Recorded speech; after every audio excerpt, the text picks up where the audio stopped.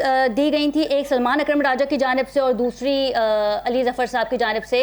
सलमान अकरम राजा ने जो है वो आपका नाम उस लिस्ट में शामिल किया था।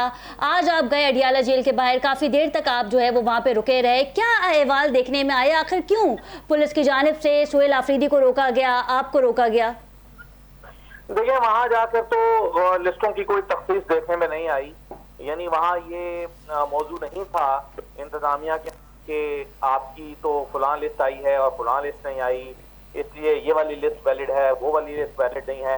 इस तरह की कोई बहस वहां पर थी ही नहीं, क्योंकि किसी को मुलाकात करवानी ही नहीं थी। जो वहां पर SHOs मौजूद थे, 3-4 SHOs मुख्तलिफ थानों के वहां पर मौजूद थे अपनी नफरी के साथ। तो उनके से जब मैंने जाकर नाके पे पूछा कि मेरा नाम है, मुझे जाना है, मुलाकात करनी है, तो उन्होंने कहा कि जी हाँ बिल्कुल आपका नाम मौजूद है, लेकिन आप इंतजार करें, अंदर से कोई हुक्म आएगा तो आपको बता दिया जाएगा।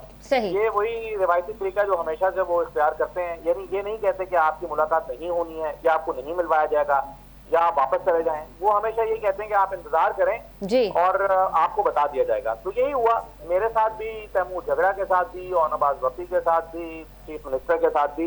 तो 4 बजे तक मुंतज़िर रहे।